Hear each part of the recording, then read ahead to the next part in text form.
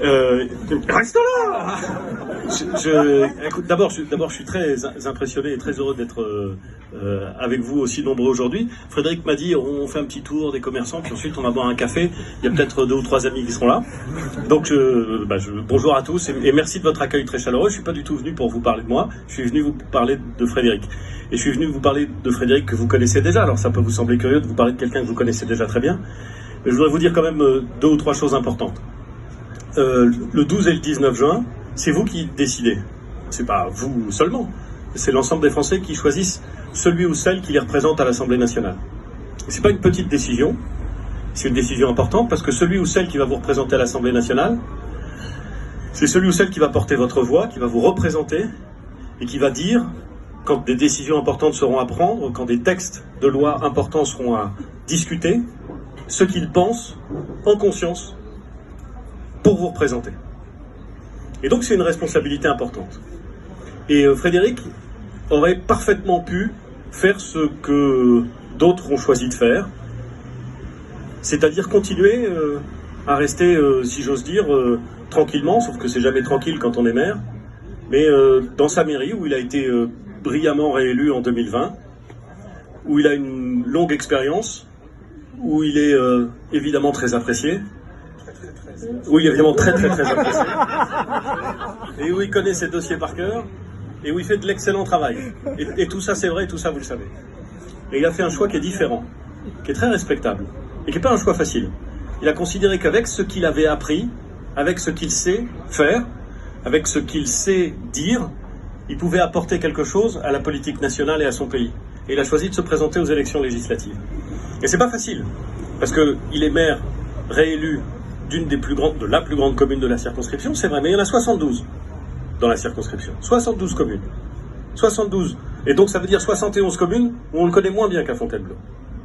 Et l'idée, c'est que pendant les 5 ans qui viennent, il puisse peser à l'Assemblée nationale. D'abord avec son expérience de maire. Et vous savez, parfois, on a entendu, c'était souvent très injuste, mais quand même, parfois, on l'a entendu. Je crois qu'il y a quelqu'un qui est très enthousiaste là-bas. Oui. Par là-bas. Il ne faut pas confondre la droite et la gauche quand on fait mon mieux. Avec l'expérience de maire, avec son expérience de maire, c'est-à-dire avec tout ce qu'il a appris, vous savez que parfois, dans les 5 années qui ont passé, il est arrivé qu'on dise mais que parfois les députés n'étaient pas suffisamment enracinés, qu'ils ne connaissaient pas suffisamment la vie quotidienne. Je crois que c'est très injuste. Mais il y a un truc qui est sûr, c'est que Frédéric, on ne pourra jamais l'accuser de ça. On ne pourra jamais lui faire ce reproche. Il connaît parfaitement son terrain, il connaît parfaitement sa circonscription, sa ville. Donc il peut faire ça. Comme ça va ? Ok. Première chose. La deuxième chose, c'est que Frédéric a une expérience unique, et je dis sérieusement unique, à la tête d'une fédération hospitalière. Ça veut dire qu'il fait partie de ces maires, de ces élus locaux, qui se sont particulièrement engagés dans le fonctionnement de l'hôpital, la transformation de l'hôpital, et parfois la sauvegarde de l'hôpital. Et ça, c'est un truc... Enfin, pardon, ça, c'est une caractéristique extrêmement importante. Extrêmement importante. Parce que tout le monde sait bien que l'accès à la santé, que le fonctionnement de l'hôpital va être au cœur des années qui viennent. Le président de la République a dit que c'était un des grands sujets du quinquennat, il a parfaitement raison. Et si on doit aborder ce sujet, je vais vous dire franchement, je préfère qu'on l'aborde franchement avec Frédéric que sans Frédéric. Et il saura apporter quelque chose au débat public. Puis la troisième chose pour laquelle je le soutiens, et je le soutiens totalement, c'est qu'il a à la fois l'expérience et le bon sens. Et ça compte. Il a du bon sens.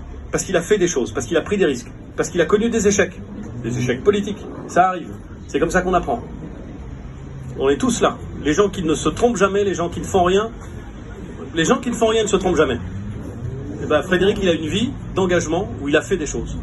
Et donc je le soutiens totalement, j'espère que ce sera lui le député de la 2e circonscription de Seine-et-Marne, et je suis déterminé jusqu'au 12 et au 19 juin à faire le maximum pour l'aider, et pour aider l'ensemble des candidats de la majorité présidentielle, parce qu'il faut être cohérent dans la vie. On a élu le président de la République, il faut lui donner une majorité pour agir.